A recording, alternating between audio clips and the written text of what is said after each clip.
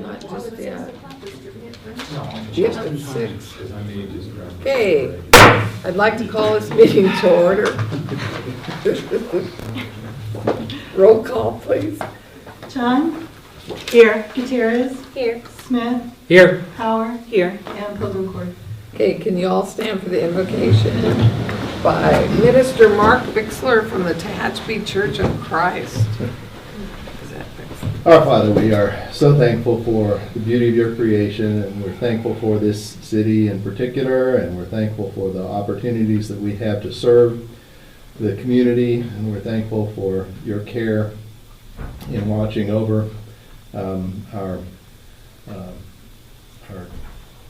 police officers here and our soldiers who are many in harm's way currently. We pray for peace. We pray for good outcomes in all of the conflicts that are there, but we know that real peace is found in you at all times and really only in you permanently. And we pray that we will carry forward trying to bring and share this kind of peace with others. We pray these things in Jesus' name. Amen. Amen. Thank you so much. Pledge of Allegiance, Jeanette. Salute, begin. I pledge allegiance to the flag of the United States of America and to the republic for which it stands, one nation, under God, indivisible, with liberty and justice for all.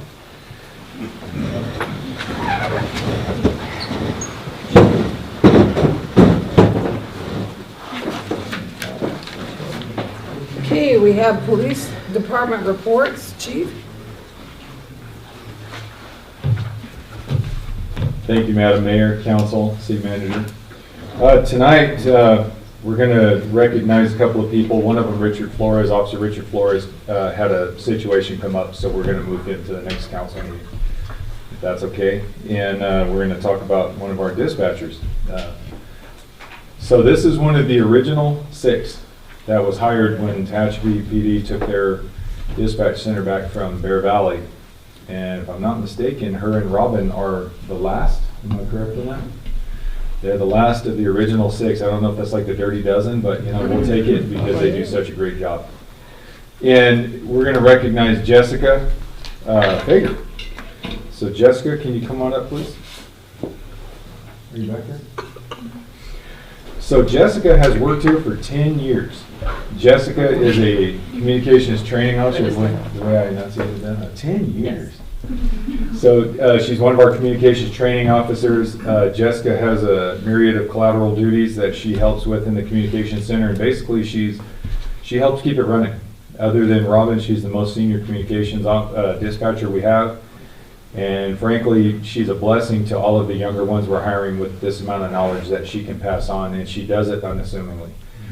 If we didn't recognize Jessica for this award, which is so well deserved and probably long overdue, she would still continue to come to work every day and not expect anything other than a paycheck and a hello from us every now and then, which is rare these days. As we hire different employees and different generations change and things like that, what's important to an employee in her realm may not be to some others. And we're very thankful for her and how she handles herself and her professionalism. And I will tell you, if I was out in the streets in a situation, this is who I would want on the line. And so I'm confident in saying that. So with that, we're going to say thank you, and you are our Dispatcher of the Year. So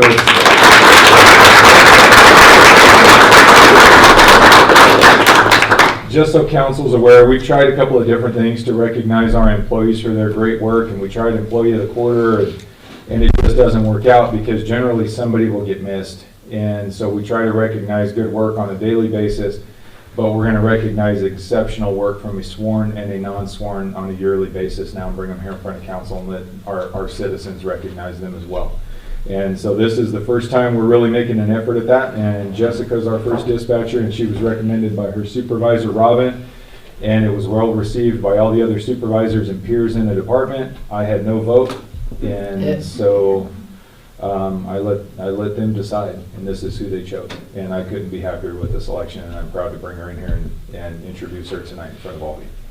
So Mayor, Council, if you'd like to come up and take a photo with her, please, I would appreciate it.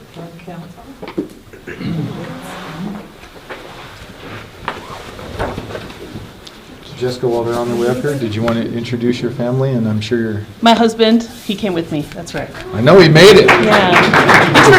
Just touch and go there for a minute. My extended family lives very far away. Oh, yeah, I remember you saying They're that. Orange County, that's pretty far. So as soon as we get done, you can come up, jump in the photo with her too if you want. We face this way? Yeah, you're gonna face this way. Bailey will line us all up when they get Oh, there. okay. I'm like, Yeah, if you want to step in the middle, Sure. hold that. Hold You and this? Mayor on one side, me on the other, and you have I part don't of it? think come on I this have way. to- Phil, you I want to just pop wanna over here, see- sir? Oh, I thought you said there. What you do is I've known very- you a long time, I of know course. it. I know. I'm used to seeing you. 3, 2, Jim, I 1. thought. Perfect. And then you can Oh. turn us over here. Oh, Face that way. Okay? Do you want to get in, do you want to take a photo with you and your husband? No, he doesn't want to be. You don't want me to follow? she does. I've been trying to get out of photos since I got here, but nobody will allow me to do it. Yeah. You get to keep that? And thank you. Thank you. Oh, yeah, sure. Congratulations. Thank you so much. I know what you do. Thank you. Sorry. What she does is very important. Oh, thank you. My husband was in law enforcement for 27 years, and these people are crucial to making a good call, response, whatever, and keeping things calm. It's not easy. Good try. Sure. It sometimes Finally gets, getting recognized as a first responder because fire, ambulance, or police, that's who answers the phone first before we. Right, Right. the first know first. anything that goes on, so. Finally, to do something.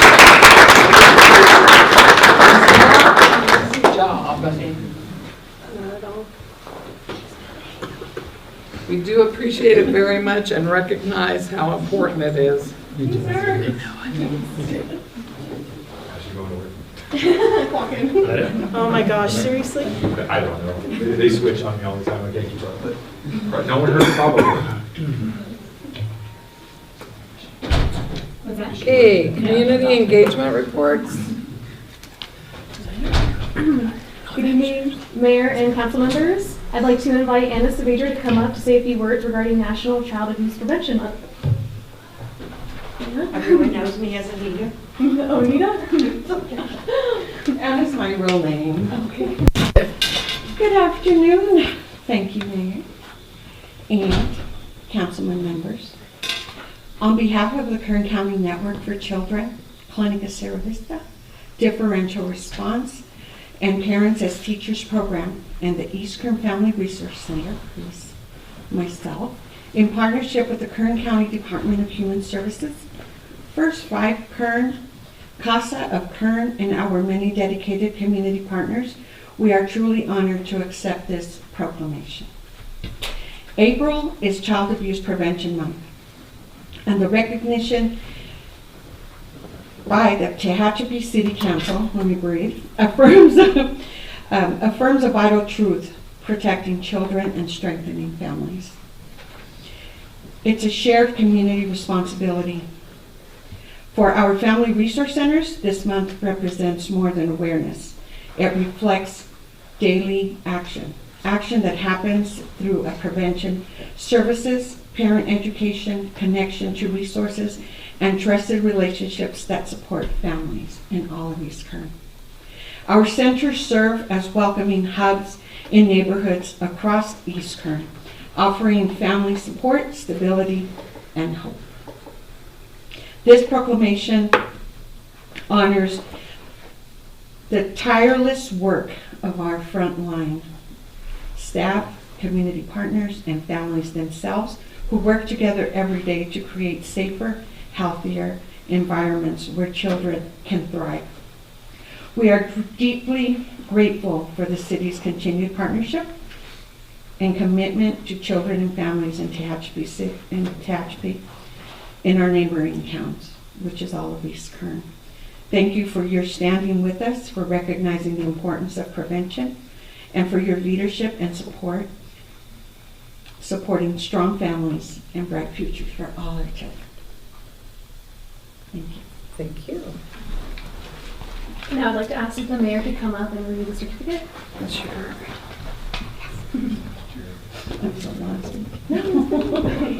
Was it past my 3 minutes? That was great. And if you guys would just stand in the front. Yeah, this is one of my kids. You don't want to know her in school for 4 years, actually. She's good to be in charge of children, I'll tell you. Okay, the city of Tehachapi proclaims April 2026 as National Child Abuse Prevention Month. According to the California Child Welfare Indicators Project, in 2024, 2,570 children, an average of 7 Kern County children each day, were determined to be victims of abuse or neglect following investigations conducted by Child Protective Services and our law enforcement agencies.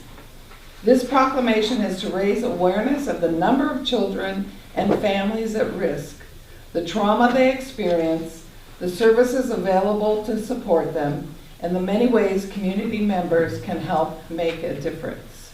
Thank you. What you do is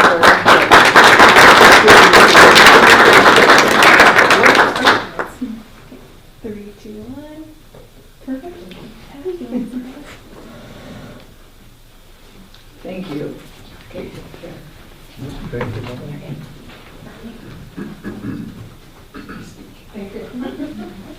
All right, thank you. And then if there's any comments from the mayor or council members. No, we really appreciate those efforts, and I'm sure there are more children out there that need attention that don't get it or are not recognized, so we appreciate all your efforts. Thank you. Yes, I had to put up with her for 4 years and her husband. And our 6 boys. Yep. Oh my goodness. There you go. Way to go. Okay, consent agenda. All items listed with an asterisk are considered to be routine and non-controversial by city staff. Consent items will be considered first and may be approved by one motion if no member of the council or audience wishes to comment or ask questions. If comment or discussion is desired by anyone, the item will be removed from the consent agenda and will be considered in listed sequence with an opportunity for any member of the public to address the city council concerning the item before action is taken. Is there anyone in the audience that would like an item removed? Council? Motion.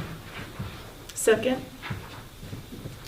Chan, Yes. Gutierrez, Yes. Smith, Yes. Howard, Yes. and Hovenport. Yes. So 5-0 vote to approve. Okay, oral communication. The city council welcomes public comments on any items within the subject matter jurisdiction of the council. Persons addressing the council should first state their name and area of residence, the matter of city business to be discussed, and the organization or persons represented, if any. No action can be taken by the council on matters not listed on the agenda. All speakers are allotted 3 minutes at the podium. Is there anyone from the audience who would like to speak? Nobody? Okay, planning department reports. Mr. Costello. Good evening, Mayor Popencourt and Good council evening. members. Well, what I have for you tonight is a public hearing appeal of the Planning Commission decision regarding architecture and design site plan review number 2025-06. So we can start by opening the hearing. I'd like to open the hearing. All right, just some background. On January 12th, Is there any Oh, sorry. notice of public correspondence? Yes, there was a notice of public hearing published on February 4th in the Tehachapi News, and we received 2 correspondence. One is in your packet, and the other is in the binder in the back, Thank you. And at their workstation. and at the dais, Yeah, it was too. just received within the last hour or so. Okay, staff report, Corey. okay. On January 12th, the Planning Commission approved architecture, design, and site plan review number 2025-06 from the applicant Opinion 96 LLC. It was to approve the architecture for recorded track map number 6507, referred to as Opinion 96, located on the northwest corner of Opinion and Applewood Drive, you can see in the staff report. So this map was approved in August of 2005 by the City of Tehachapi to develop 96 condominium dwelling units through a planned residential development that include architecture renderings of residential structures, conceptual landscaping, open space elements. The final tract map was recorded November 27, 2007, but never constructed. So in 2022, the Planning Commission reviewed an architecture application submitted by the applicant to modify the previously approved architecture design. At the time, the Commission approved the proposed changes. Following approval, the project was placed on hold due to unfavorable market conditions. The 2-year deadline per our code for advancing the project expired in 2024, so project owners recently wished to advance the project once again, thus creating an additional application identical to the 2022 application, with the same architecture approved. No changes to the design were proposed as part of this request, no increased density, no changes in the building types, the same exact map that was approved in 2000, or project approved in 2007 and again in 2022. 90 minutes prior to our Planning Commission meeting, the city received a 164-page letter from Maserati Law, attorneys for the Tehachapi-Cummings County Water District, objecting to the item, claiming that California Environmental Quality Act Guidelines 15162 justifies an additional environmental review of the project. Since the city was just approving architecture and any proposed changes to the project was done in 2022 with no objections, it was our belief that under CEQA, we did not qualify as a project. Therefore, for that and several other reasons, 15162 does not apply, and the architecture was approved by a 4-0 vote by the Planning Commission. In addition, this was actually, so we did have, our code allows for a 14-day appeal period, and so we received the appeal from Tehachapi-Cummings on Thursday, January 22nd. However, we did have to wait because of our noticing requirements.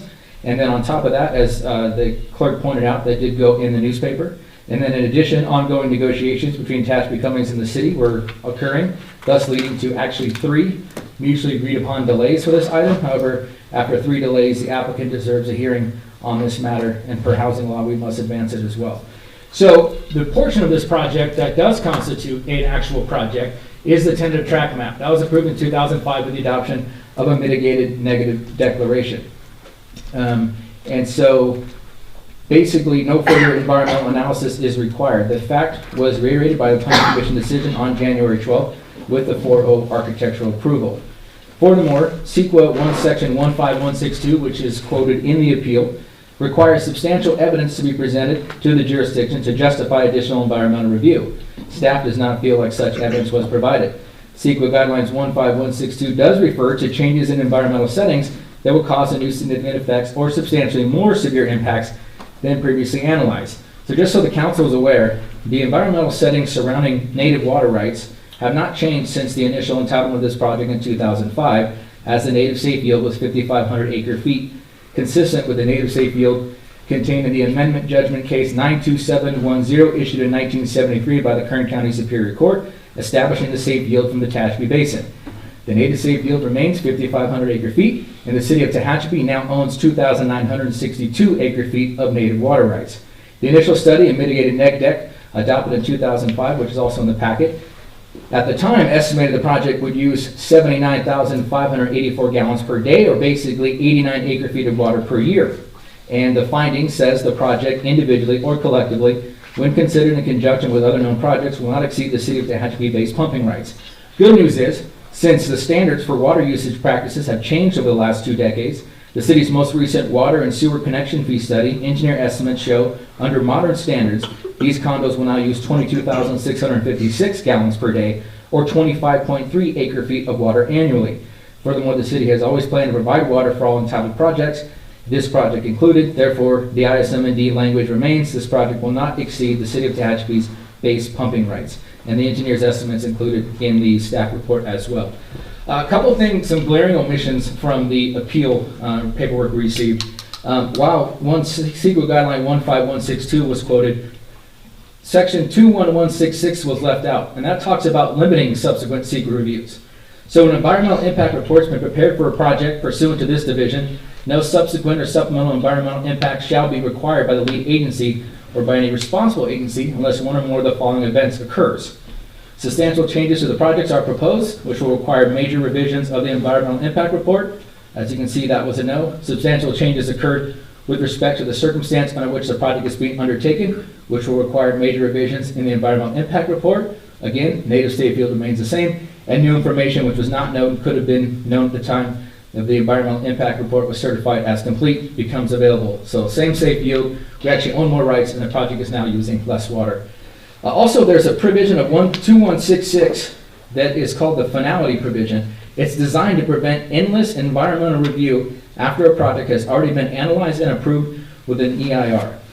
Basically, they said once an EIR is certified, and by the way, the courts have also said an ISM&D is just the same as an EIR. CEQA does not restart for every later approval. Further environmental review is the exception, not the rule. The agency's focus shifts from whether the prior EIR remains relevant. So basically, they want to make sure that we're not, every time someone goes to change their paint color in front of a planning commission, an environmental group who doesn't want housing is out here saying you have to go back to CEQA. So basically, it's only triggered an environmental review subsequent only when there's substantial changes to the project. We haven't had it. Major physical changes, not here. Increased intensity or footprint, same as it was in 05. Changes causing new or more severe environmental impacts, not the case. And by the way, it's pointed out by the courts, minor design refinements or details usually do not qualify. So as we pointed out, 2166 is the one that kind of limits when a review is required. And basically, in this case, after looking at all these, this project fits in the box of not needing another review. I do want to point out a couple of things. There's a case that's being pointed out in the appeal. This is the, and it's thrown out there quite a bit, the San Mateo County Community College District. So it was the case of San Mateo Gardens versus San Mateo County Community College. What's being left out in the appeal is the fact that this case was overturned by the California Supreme Court. And it found that basically what they were trying to do back there in San Mateo College is they said initially they had a master plan. They had an old building, they were going to renovate it. They decided later, let's just demo it. Well, after that, the Friends of the Friends of San Mateo Gardens filed a lawsuit. They won initially, but that court ruling, which is cited in this appeal, was actually overturned. Basically, they demanded an EIR be prepared for the demolition, and the California Supreme Court said basically that only applies for a project when initial EIR was prepared. They contended that the section was invalid, and they needed a subsequent review. The court disagreed on multiple grounds, ultimately concluding that limiting agencies' post-approval review obligations for projects that were initially approved via negative declaration is wholly consistent with the statutory scheme of negative decks. No less, EIRs are entitled to presumption. They're entitled to presumption of finality once adopted. And finally, they said basically that as far as any need for subsequent CEQA review, one has to be made based on the specific facts involved, not an abstract legal standard. And that's what is being applied to this appeal this evening. In addition, there's another case, Guerrero versus City of Los Angeles, very similar. And same thing, California Supreme Court once again affirmed that CEQA statute of limitations runs from the first project approval. So to challenge this CEQA document or challenge this project should have been done 20 years ago, not 20 years down the road because of an abstract legal opinion. So that's all I have, and we can continue with the public comment. And then I'll address council after public comment. Do we have any audience comments?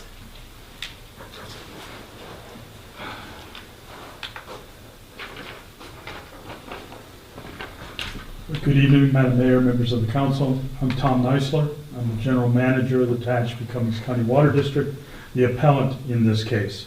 My comments will be brief. This subject item is a project under CEQA. The city's zoning code states that the city approval must comply with CEQA. CEQA's subsequent review provisions apply and require further analysis. CEQA prohibits reliance on a prior MND without subsequent review if it can be fairly argued that the project might have a significant environmental impact that was not studied in the prior mitigated negative deck. CEQA therefore requires further environmental review. The city's backdoor analysis is invalid and inadequate. The staff report misapplies and misquotes CEQA. CEQA is not about changes in environmental settings, but whether substantial changes occur with respect to the circumstances under which the project is undertaken. which will require major revisions of the previous mitigated negative deck due to new significant environmental effects.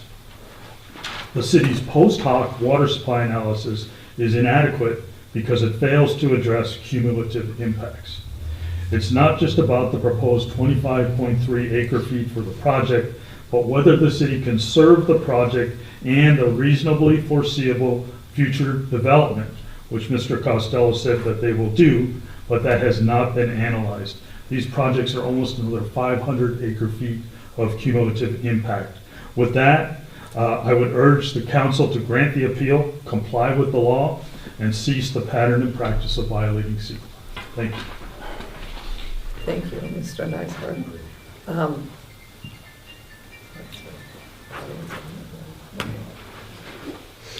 I need to close the public hearing. Ask if there's anyone else. Oh, I have to, okay. Is there anybody else that has any comments, concerns? None? Okay, I'd like to close the public hearing and council comments. Yeah, I have a big one. We hear this term, pattern and practice, and I'm getting, okay. We've had some good communications with the district, and we're in litigation, so we can't really discuss what we're talking about. Tom, are we in bounds? Yes. Or out of bounds tonight? So, it's a valid, this is, the big question is, he said that this is a project and we have to start over. So we're saying we're changing an architectural feature, and we're gonna make, Public Resource Code 2166 basically says that you do not have to do this for architecture. And that's exactly what this, you have to have a well-defined reason, not just a legal opinion, which is what we're dealing with this evening. this is what constrains business in the state and communities. When you have people, they've spent millions of dollars to develop a project, you know, the water district did not object in 2022, correct? There was one email that was sent questioning the supply, but that was it. There was no objection to the planning commission, nor was there a. But they didn't have a 164-page There was no document appeal at the time, no. from the CEQA attorney objecting. Correct. So, but all of a sudden now in 2024, there was an objection, and here we are. But this is the kind of thing that just constrains business in the state when you have, I mean, public agencies should be working together, Tom. And this thing is counterproductive, and if we are in bounds, we're in bounds, but I don't like the negative comments that say, oh, you're out of bounds and you have a pattern of practice of breaking the law. That's not a true statement. So we have not broken the law on this one, correct, Tom? Correct. We are in bounds. Our CEQA folks have reviewed this again, correct? Yes. So, all right, I'll calm down, but Tom, Yeah, I know. I disagree with your statements and with your position. So, And there's been 2 Supreme Court cases to affirm, including the College of San Mateo case, which was quoted in the appeal, but the overturning of that case was not quoted in the appeal, which I found very surprising that that was included by an attorney to not include actually what happened in the case when it was overturned by the California Supreme Court. that's sort of a... Quoting an appellate court's decision and then not quoting Supreme Court's decision, I mean. Which wasn't recent, it was overturned in 2016. 2016. That's yeah, correct, so it's correct. not like it just happened last month, so Yeah. there could be some Sounds honest like a fishing mistake. expedition. Mhm. And then, would you go over the acre feet per year Sure. estimated, and then the actual? Yeah, so Like, back in 2005, it's probably before the Moello, which is the water efficient landscaping ordinance became in effect statewide. Plus just, plumbing codes have changed over the years, right? Fixtures are low flow showers, toilets, low flush, all that stuff. A lot has changed. And on top of that, people in California, as we go through a drought, I mean, to go back to our native water, we use less now, as large as we are, compared to we did in 2010, I believe, Don?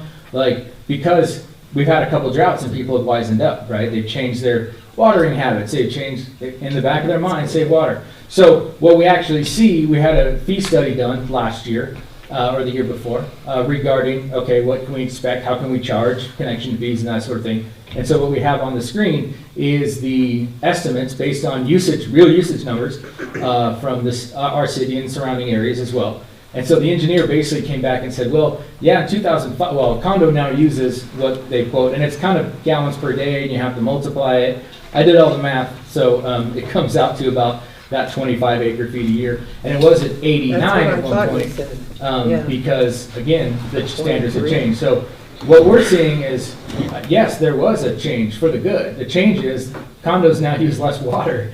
We've even found that if we look at water usage of homes, even larger homes in the Cahoe-Nanian tract that were recently built use less water than a small home downtown. Why is that? Well, the small home downtown has a giant lot, tons of grass and landscaping, old fixtures in most cases, and so it uses more water than a house twice the size in the Cahoe tract because plumbing's changed, landscaping is way different. You can't just do a front and backyard full of grass anymore. So we found that those numbers are very consistent. Obviously, as you can see in this study, this was a study that you all adopted for the rate fee, but that is the usage for condos. So it actually reduced significantly over the last 20 or so years because building codes have changed and plumbing standards have changed as well. So that's the difference between why 89 and now 25-ish, because of people's water usage and then construction standards in California have changed. Thank you. I appreciate that. Any more comments from the council? Yeah, I do see, although anybody has entitled to their opinions or their, they can debate. However, I went through pretty much of staff report and whatnot, and I truly believe that this project is within the boundary of state law, so there is nothing that for us, not to approve it. That is my Correct, and more so, the more of these not in my backyard challenges that cities get is a reason why we're losing local control of housing. That's right. This is a reason why the governor is backdooring CEQA exemption bills in his budget trailer like AB 130, because he just wants to get homes built. But more and more, he's stripping away our ability to say yes to this, no to this, we don't like that look, we don't, because so much of this has happened statewide. And so the state definitely has their own reasons why we're not building enough homes, as they put a lot of conditions on them themselves, but they look at us locals and say it's your fault. Well, the more and more we deal with this, the less we get to build while we control, the more higher density, very undesirable projects end up in our community. So that's why we have letters from, I know we got one from the Home Builders Association of Kern County supporting this project and supporting the denial of this application, and then the one we received this afternoon from the Housing Defense Fund. So folks like this are watching, the Housing Defense Fund is watching you all's decision tonight, because they might be on either side of this deal. They may be defending the applicant if we grant the appeal and have to do CEQA all over again, or they may be defending us and the applicant. So we really have to, we have to make a decision, and in this case, in the state of California, they are pro-housing, but we also understand there's limitations to natural resources. This project always has and always been planned to support water. The fact that it uses less is great, and we have that in our native water rights. One of the changes cited in the appeal was the fact that the unreliability of the state water project. Totally agree, it is unreliable. It's not what we're asking for in this project. We've always had the native water rights for this project. This project's in our budget, so to speak, when it comes to providing native water rights water. We weren't asking for SWP water for this project specifically. So this project, again, continues to fall in line with the water usage and the native water rights at which we have pumpable rights to. And it's my understanding that water has been somewhat earmarked for this since they first applied over 20 years ago. Correct. Is that correct? Yeah, correct. So since 2007, is that correct, the first date? 2007 when they first applied, then 2022 again? Mm-hmm. And we've never had an issue, and we've kind of known that this was a project in the making. Correct. It's been a track map since 2007. So we've anticipated this. Yeah, and there was no changes to that track map. And while we will never make decisions based out of fear, Ridgecrest is currently experiencing a situation where the state government is coming down and forcing high-density development. Correct. They didn't adopt their housing element. Mm-hmm. Yeah. And they haven't planned accordingly. Luckily, we have. Mm-hmm. So I agree with Hannah that we are within our boundaries, and I also agree with Councilman Phil over here that, we have to provide housing. We've got Edwards Air Force Base, but controlled growth is smart growth. And this has been something in the making for over 20 years, and I find it somewhat ironic, and I'm a little heated, so I'm glad for the break, but this pattern and practice of obstruction is what's preventing us from meeting the needs of our community. Yeah, and that Guerrero versus City of Los Angeles case, I mean, the court said, the courts recognize that the mere possibility that a project may change as it moves through the planning process does not preclude applying sequence requirements at the early stages of project review. So they're saying sequence needs to be done at the earliest time possible. We know there might be changes along the way. It's not fair to go back every time that someone wants to go from shutters to blinds or whatever it may be, right? It's not going to work because they don't want to have these things mucked up in challenges over and over again. So and would you tell us what happens when the state comes down and makes the decisions for us for housing? Google the city of Huntington Beach. You will find out exactly what happens. Huntington Beach for years pushed back, didn't want to do housing elements, didn't want to do high density, and I get it. I was born in Huntington Beach in 1980. Was there a whole year. We moved here. But beautiful place, very high dollar. They do not want to plan for low, moderate income, high density. I get it, but the state says you shall do this. And they push back, and now they're under pretty much a builder's remedy situation to where if someone comes in and says, I want to build that, they have to say yes. Builder's remedy, would you go over that in a little bit more detail? Yes. So they can come in, so we have certain standards that we can apply to our residential developments that are before us, correct? Yeah. So builder's remedy, you could have a substandard contractor, look, I'm gonna go plow in a bunch of houses that are really cheap, correct? It has to just, all it has to do is meet building code. It doesn't have to, there's no local planning involved. So It's a we're yes. out of the loop. Everything's ministerial, we Yeah. say yes to everything. Yeah. Yeah. So Huntington Beach is dealing with that, they have been for a few years. Okay. So, I mean, it's high dollar there, so it's hard for people to come in and try to build a lot of that stuff still, but they've been battling, and Huntington Beach is one of the, and like Councilmember Power pointed out, several others are threatened. Ridgecrest, California City, there was 2 others in California, I think, that were, but 2 in Kern County alone, for not adopting housing elements that, and all the housing element does is, you just have to plan for this stuff. You have to identify where stuff could be built and go from there, that's it. And weren't we challenged on our housing element by Tehachapi Cummings? We were.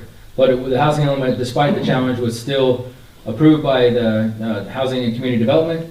It's been approved. It is active. Matter of fact, we just submitted our first report, and HCD said, great job, Tehachapi. Thanks for doing everything you're supposed to do for this requirement. So if we didn't, we'd be in Ridgecrest situation where we would then be on the governor's list. So That's right. And that was within the last 6 months, Ridgecrest's experiences. Yes, yeah. This isn't something that happened a couple of years ago. This is kind of the forefront. We kind of look that's passed the coming our deadline to way. adopt housing elements, and That's they gave right. some grace because HCD was very slow on reviews. They understood that, but they said, okay, enough time has lapsed. That's right. So enough's enough. Tom, let's continue to work together, all right? Thank you for your comments. So recommendation on the staff report. Sorry, just a second. I'll make the motion. Yeah. I'll second. I should read the recommendation. I'll read the recommendation first. Deny the appeal by the Tehachapi Cummings County Water District, the decision of the Planning Commission regarding AD and SPR number 2025-06, opinion 96 architecture, on January 12, 2026. And finally, the Planning Commission met all requirements, findings, in rendering that decision and adopting resolution 2026-02. Okay, Chan, Yes. Gutierrez, Yes. Smith, Yes. Power, Yes. and Pilgrim Court. Yes, It's a 5-0 vote to approve the denial. thank you. Thank you. Thank you. Thank you for your comments, Tom. Just let me go. Okay, one more for you. So the other item I have for you tonight is introduction of an ordinance regarding procedures for expediting permit processing for electric vehicle charging stations. So the state of California adopted AB 1236 a few years ago, which added a section of the government code, and it required cities adopt an ordinance establishing procedures to expedite and streamline the processing of permits for electric vehicle charging stations.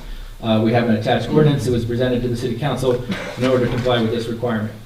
So it provides that cities we can only consider public health and safety issues when reviewing applications for EV chargers now.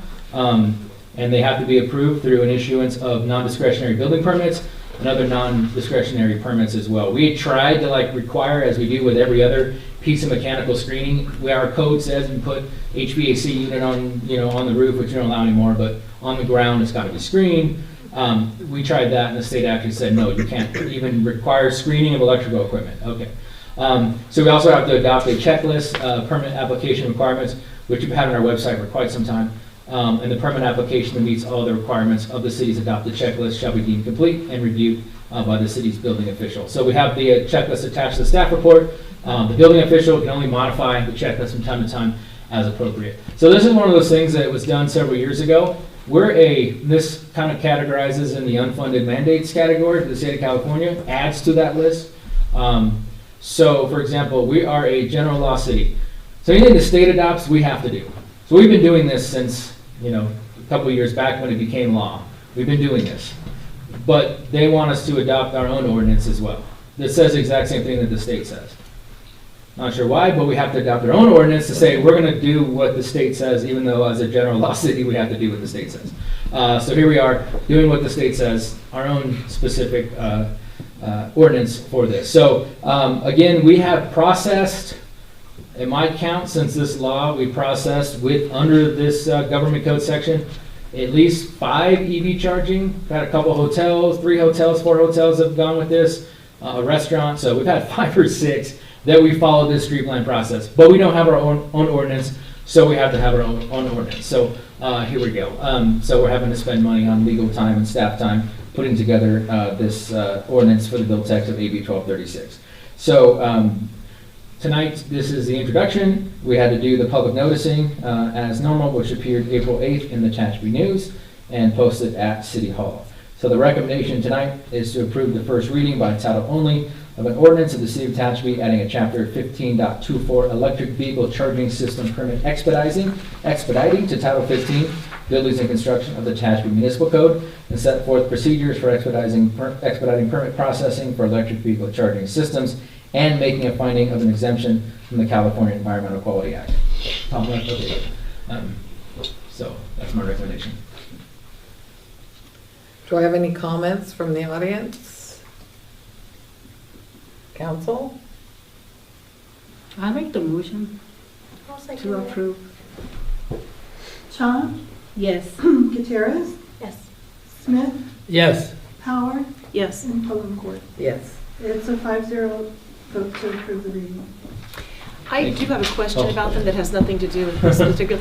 Are those things maintained, and who's responsible for maintaining them? So usually it's a combination. So we have 2 at City Hall that we pay the company ChargePoint. So we pay for cloud access, which is like our ability to monitor and make changes to rates or make changes to messaging, whatever. And we also have a warranty plan that we pay for. So if something breaks, someone comes to the City Hall and say, hey, this actually we can monitor it. If charger B is not working, we can actually then ping ChargePoint and say, hey, charger B is not working, they'll come out and fix it. So pretty much everybody in the city, there's a couple of new companies that have popped out, whether it's ChargePoint or something else, there is like a warranty plan because they're fronting the equipment costs and it's a revenue split. You give a little bit of money to the charging company and then the host has, we make, I don't know, $400 an hour a year or something. It's pretty much net to cover the warranty costs of it. Okay. Ours are older, they're not as fast as some of the newer ones. So yeah, there's a revenue split. So like it's on the owner to want them to work because they're making money, and then it's also the company wants them up and running as well. So they're able to, there's usually cloud-based, warranties for these as well. So the maintenance is kind of 50-50, and usually it pings you when something's broken. Thank you. We've had that happen. So, all right, thank you. Thank you, Corey. Okay, city clerk reports. Thank you, Honorable Mayor and council members. On March 2nd, City Treasurer Mariana Gutierrez resigned to accept the position of District 3 City Council member. And on March 11th, the council authorized staff to publish a notice of intent to fill the vacancy with a term to expire following the certification of the November election. The city advertised for the position in the Tehachapi News on March 25th, and 2 applications were received from Cody DeArmond and Cynthia Davis. I'll invite both applicants to the podium in a moment to say a few words, and after they've spoken, we will open nominations. So, Cody, if you'd like to come on up.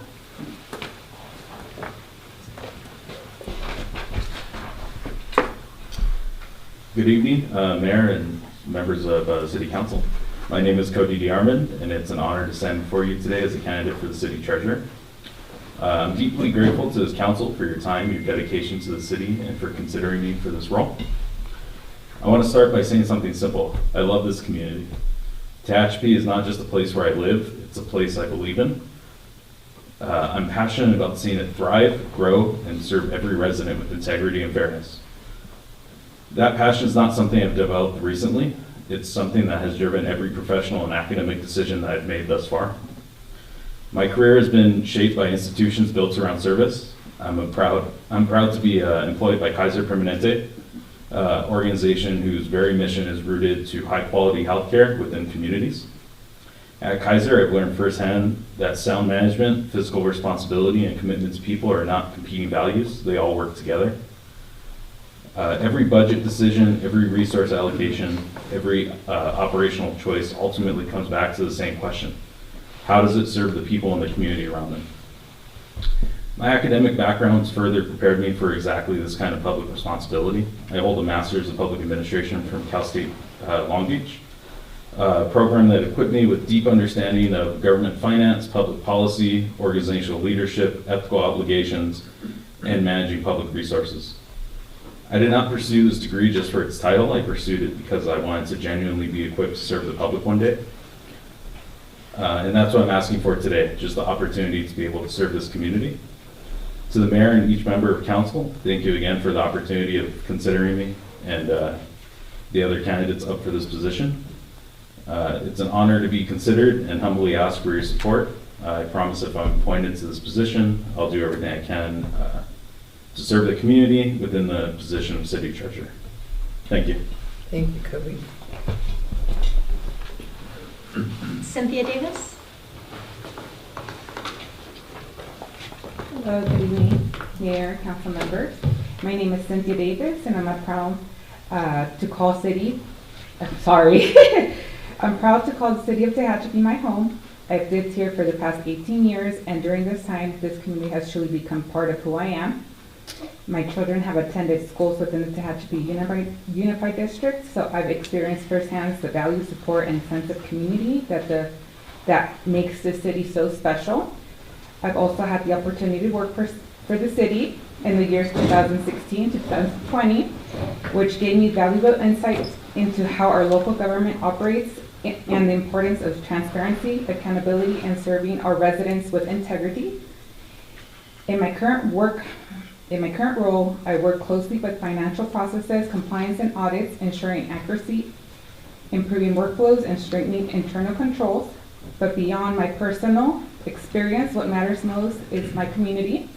Tehachapi isn't just where I live, it's where I've raised my family, built relationships, and invested my time. I care deeply about the community and would be honored to serve for the city of Tehachapi if, of course, you give me the consideration. Thank you so much for your time. Thank you, Cynthia. All right, as a reminder, nominations do not need to be seconded. Additionally, if both applicants are nominated, you may only vote yes for one. So we'll now open nominations.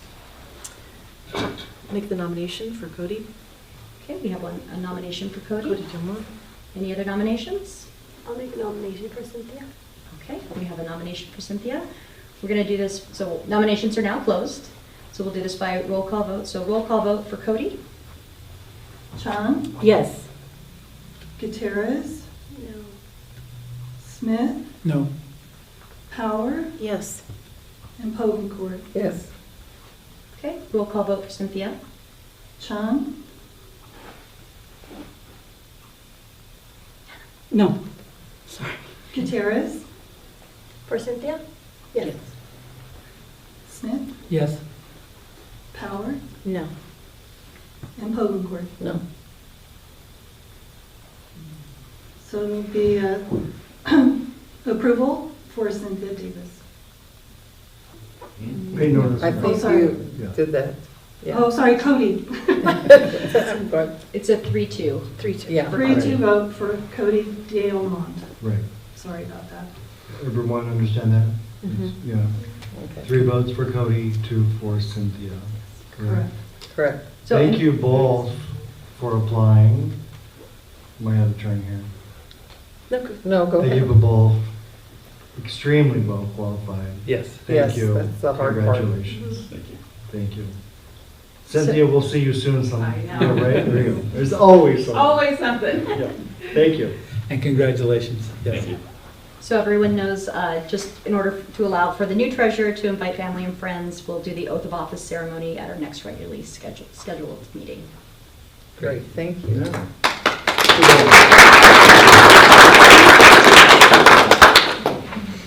Yeah, poor Cody has an evil eye looking after him all the time. I go by his house, if his car's not there, I go, "Where'd you go?" Anyway.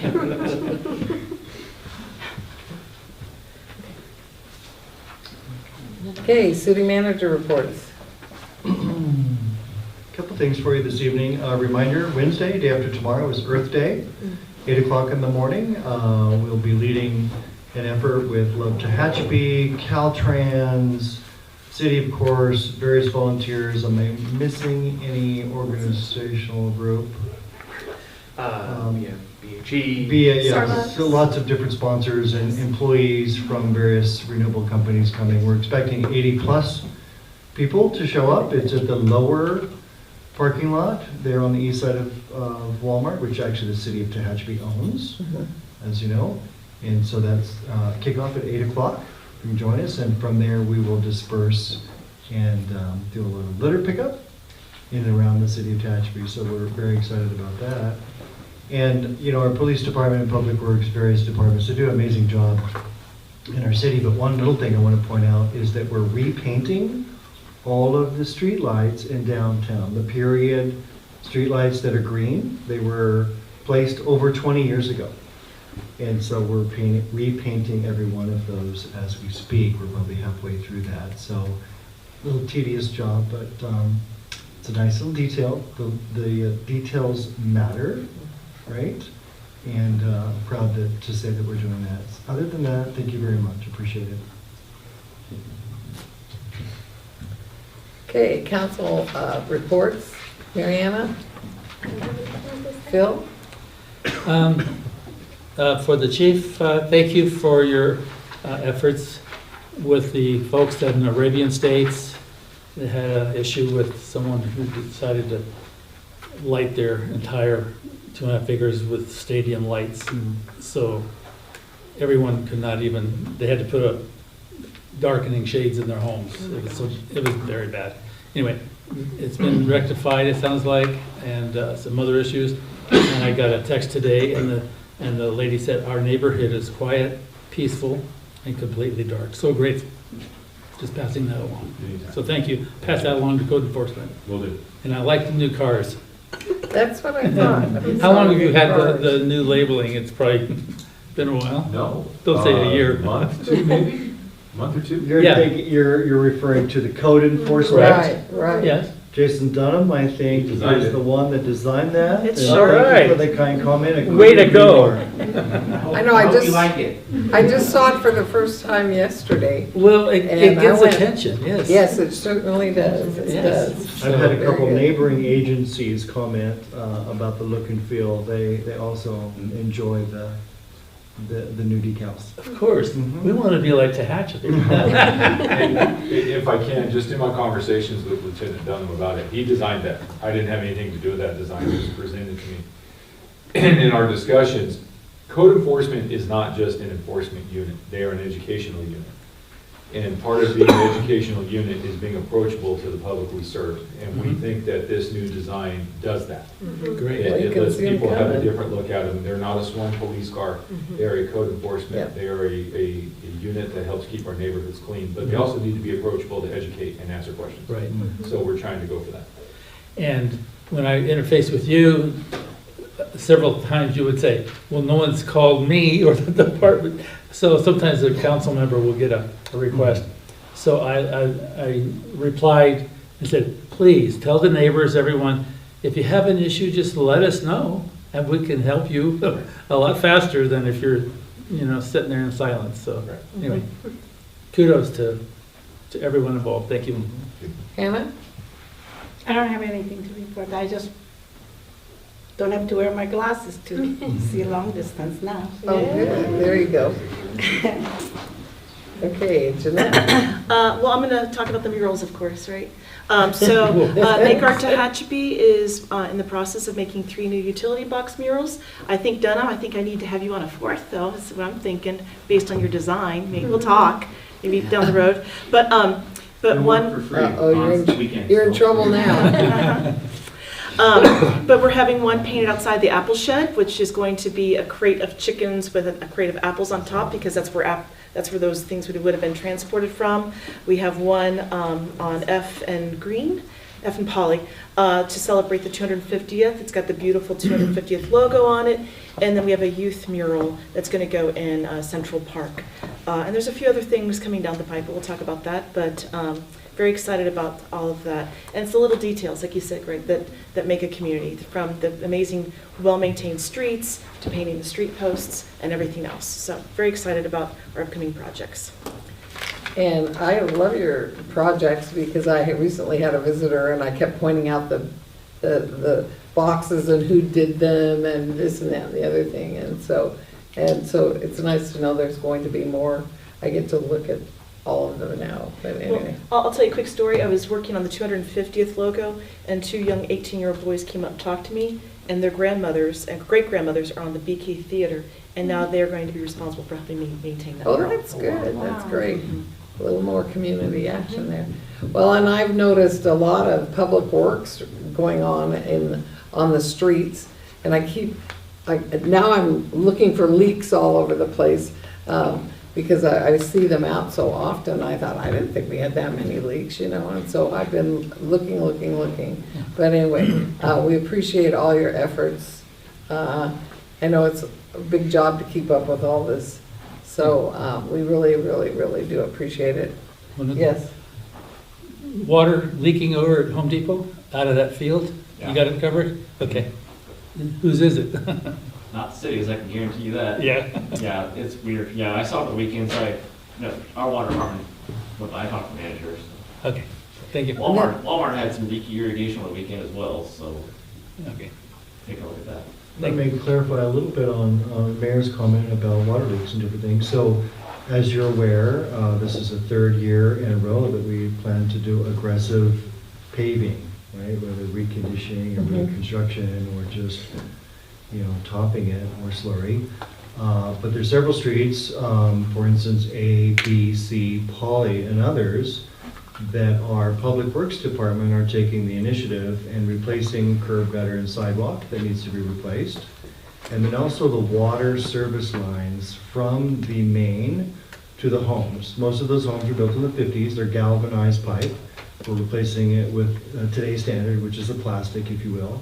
And we're doing that in anticipation of this summer's paving projects, so that once the new pavement is down, we don't have to go and cut it, right? We have a moratorium of 3 years on public utilities, which includes us. We never want to cut new pavement. So we're being very proactive in our planning department. Don Marsh and Tyler are working together hand in hand with our internal crews and then the upcoming paving projects, so that once they're done, once the streets are repaved, they're going to be nice for years and years to come, right? Because when you cut new asphalt, or when you cut asphalt at any time, then there's an opportunity for water intrusion and things that degrade the base, and that's not what you want. So good stuff. Thank you for mentioning that. And I have someone approached me about the project over by J&M Automotive. They said they don't see too much action. Do you have any report on that? We do. So that contract was awarded. That's a storm drain system. Right. Lots of different storm drains kind of connect in that area, if you will. And so that's a large project. The contractor started the project and then it started to rain. Winter hit, right? Of course, yeah. And so we agreed to allow them additional time, weather delays. And then it stopped raining and nothing happened, and they were going to mobilize again, and it started raining again. So it's a little dance that's happening, but we're very soon they will be re-mobilizing. They were back today. They were back today. Oh, good. All right, Thank thank you, you. Andrew. Thank you. And that It's gonna project- rain tomorrow. And it's gonna rain tomorrow, right? Right. Let her rip. They can do something out Every there. winter, council, there's one. Every winter. Every winter, there is one contract that, that's why we like to do paving and such during the summer. Right, We don't right. have to deal with Of that kind of course. stuff. But they're back and big project and hopefully they'll wrap it up here soon. Thank you. Okay, Can I make a comment? sure. So I just wanted to pass the message from my neighbor to Public Works Department that, the Sutter, there's a walk place. And she said, yeah, I asked them to, smooth out and it was done so promptly. Thank you so much. So Councilmember Chong, that was a direct result of our Tuesday walking group that. Wednesday walk. Wednesdays Yeah. walking group, thank you, too much going on in my head. Wednesdays at 1 o'clock right here, we congregate, and that came from that walking My group. neighbor, There yeah. was a resident that was walking with me and mentioned it. I mentioned it to Mr. Napier, and a couple weeks later, those sidewalks were fixed, because we can't be everywhere, Okay. right? And sidewalks move Mhm. and do different things, and we don't want anyone to ever get hurt, right? That's the ultimate Right. goal. And so thank you for bringing that up, and thank you to Public Works for Thank you. responding quickly on that. Okay. Okay, any other comments? Otherwise, we will adjourn to closed session. This meeting is over. If there's anything important, we'll come out and tell you after we're done.